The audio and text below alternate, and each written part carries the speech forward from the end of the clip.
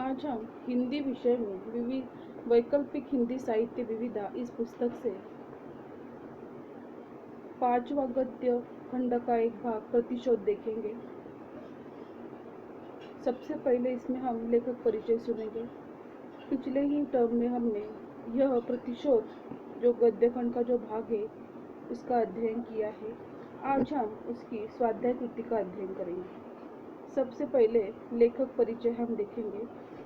Doctor Rajkumar Verma जी का जन्म 15 सितंबर 1905 सागर जिला मध्य प्रदेश में हुआ था। डॉक्टर राजकुमार वर्मा जी हिंदी भाषा के सुप्रसिद्ध व्यंग्यकार, साहित्यकार, हास्य कवि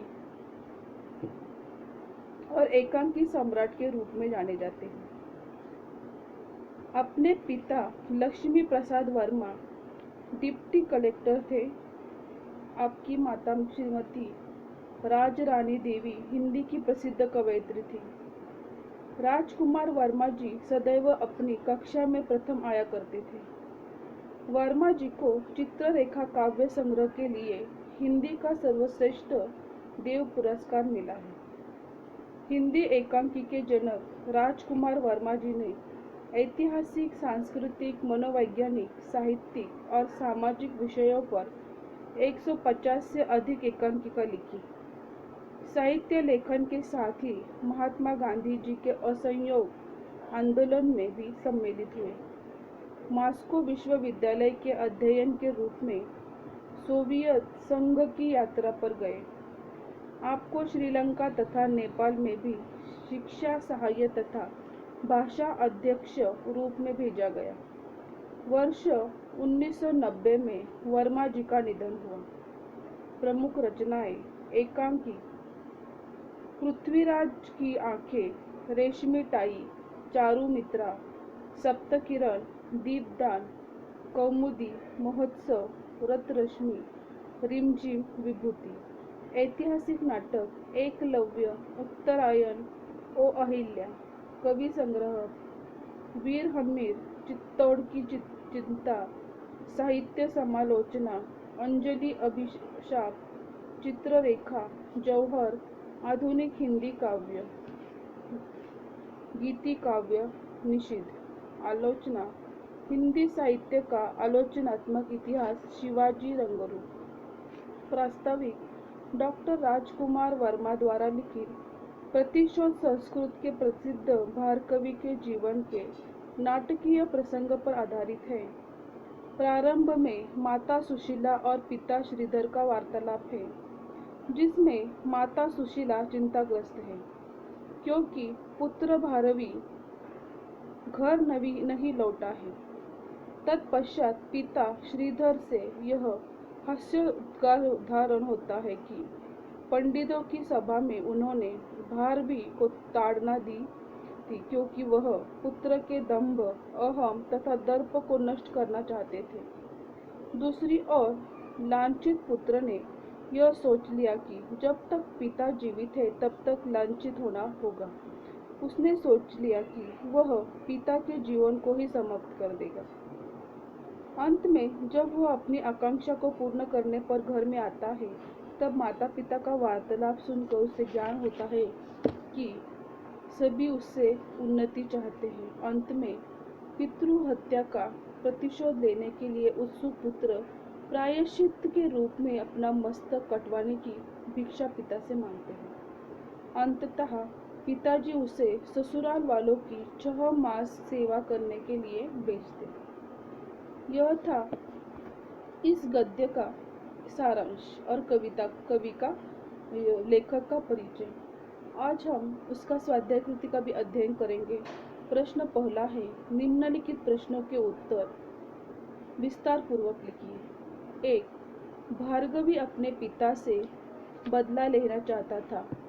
उत्तर, डॉक्टर राजकुमार वर्मा जी द्वारा लिखित एकांकी प्रतिशोध संस्कृत के प्रसिद्ध महाकवि भारवी के नाटकीय प्रसंग पर आधारित है, जिसमें पुत्र भारवी अपने पिताजी श्रीधर का प्रतिशोध लेना चाहते हैं।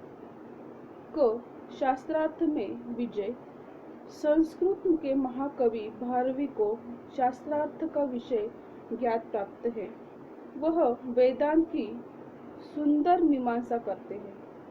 वह दरबार के सभी पंडितों कवियों में सरस है, लेकिन महाकवि भारवी को उसके ज्ञान का अहंकार होने लगता है। वह दरबार में उसके अहंकार का प्रदर्शन करवा देते हैं। भारवी पंडितों को भी अपमानित करने लगता है। घमंडी का भावना। इस एकांकिके में प्रतिशोध दर्शाया गया है कि भारवी को किसी प्रकार अपने ज्ञान का घमंड हो गया था। वह अपने आप को बहुत बड़ा ज्ञानी विद्वान समझता था। दूर दूर के देशों में उसकी समानता करने का किसी में साहस नहीं था।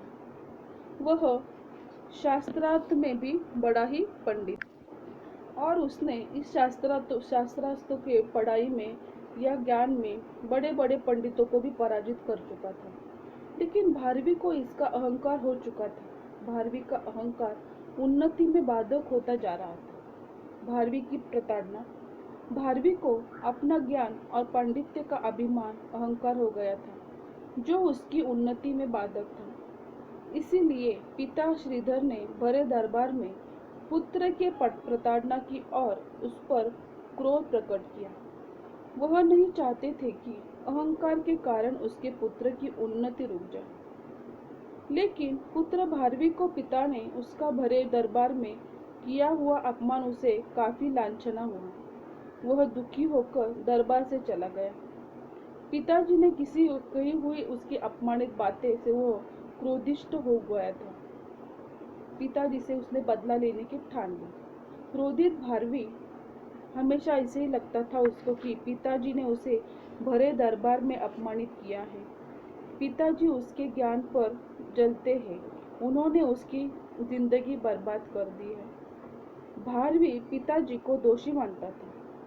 उसे लगता था कि हर वक्त पिताजी उसका दरबार में अपमान करेंगे, इसीलिए वह पिता की हत्या करने के बारे में सोच रहा था। जिस पर जवाब से पिताजी ने उसका अपमान किया था, जब जवाब में वह काटना चाहते थे।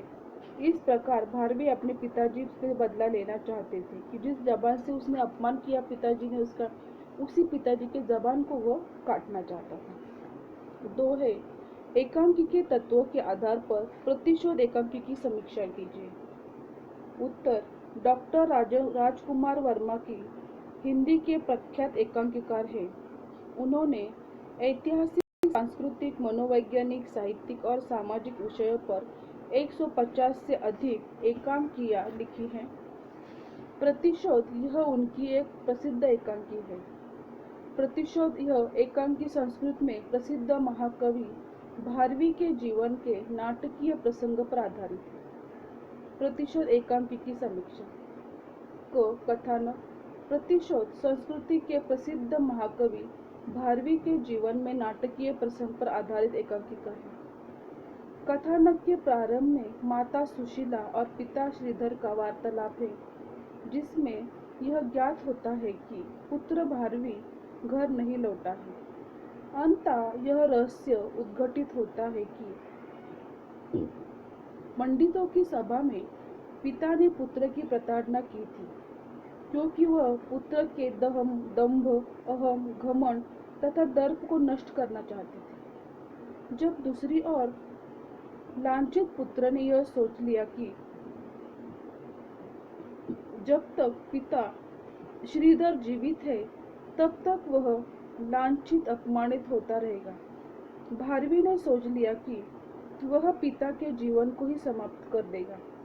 अंत में जब वह अपनी आकांक्षा को पूर्ण करने के लिए घर में आते हैं, तब माता पिता का वार्तालाप सुनकर उनसे ज्ञात होता है कि पिता सदा ही उनकी उन्नति के आकांक्षी हैं।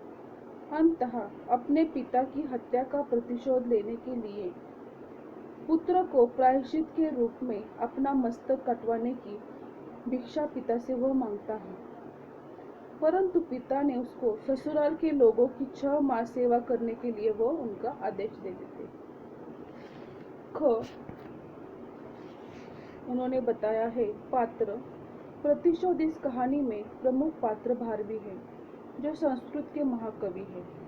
ज्ञान शास्त्रार्थ अद्वितीय ज्ञान जो शास्त्रार्थ में बड़े बड़े पंडितों को पराजित कर चुका है, किंतु उसके मन में अहंकार उत्पन्न हुआ है। भारवी की माता सुशीला और पिता श्रीधर है। भारवी के माता पिता उसके अहंकार को लेकर चिंतित है। माता सुशीला का मातृ हृदय पुत्र के लिए व्याकुल है। पिता श्रीधर पुत्र के अहंकार को दूर करने में समर्थ है।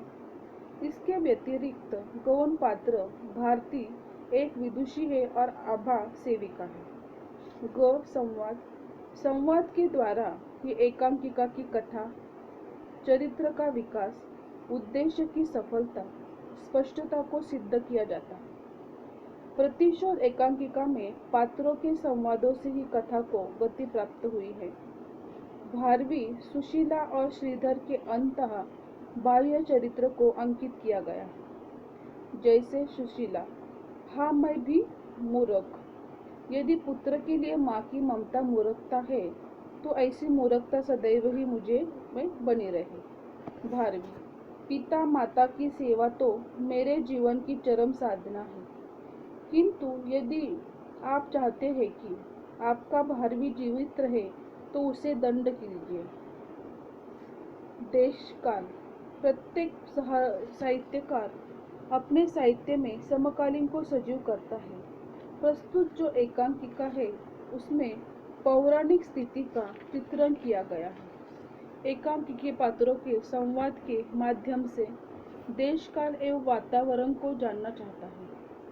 प्रतिशोध एकांकी में बसंत ऋतु, पूर्णिमा, मालिनी तट, प्रांतकाल, उषा बेला आदि स्थानों एवं वातावरण का वर्णन किया गया है।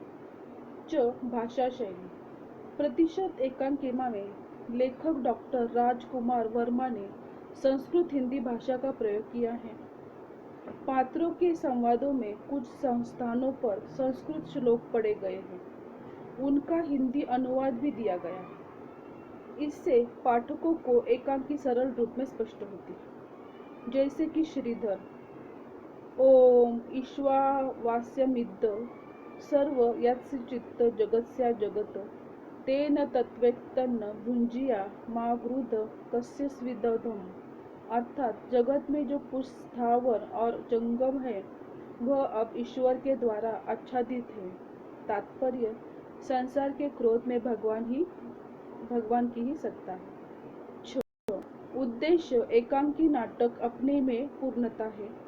उसमें जीवन की एक छोटी सी घटना का रूप दर्शन होता है, जो पात्रों या पात्र द्वारा अभिव्यक्त हो जाता है और पराकाष्ठा तक पहुंचता है। प्रस्तुत एकांकिका प्रतिशोध के माध्यम से डॉक्टर राजकुमार वर्मा का प्रमुख उद्देश्य है कि बच्चों को सही रास्ते पर लाने के लिए कभी कभी माता पिता को कड़ी सजा देनी पड़ती है। ऐसे होने पर बच्चों को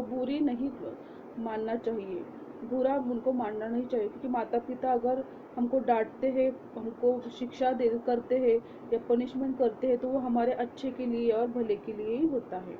अर्थात अहंकार उन्नति में बाधक है। ऐसा संदेश इस एकांकिका के माध्यम से एकांकिकार देना चाहते हैं। निम्नलिखित संदर्भ को अवतरण को व्याख्या हमको करनी है। प्रश्न दूसरा है, पिता, मैं आपका पुत्र होने योग्य नहीं, इस तलवार से मेरा मस्तक काट दीजिए। संदर्भ, प्रस्तुत अवतरण डॉक्टर राजकुमार वर्मा जी द्वारा लिखित है। प्रतिशोध एकांकिका में उद्धृत किया गया है। प्रस्तुत एकांकिका संस्कृत में प्रसिद्ध महाकवि भारवी के जीवन के नाटकीय प्रसंग पर आधारित है। इसकी व्याख्या होगी, प्रस्तुत कहानी एकांकिका में संस्कृत के महाकवि भारवी को अपने ज्ञान पंडित्य का अहंकार हो जाता है। उसका अहंभाव दूर करने के लिए उसके पिताजी श्रीधर उसे भरी सभा में प्रताड़ित करते हैं, जिससे भारवी को अपमान महसूस होता है।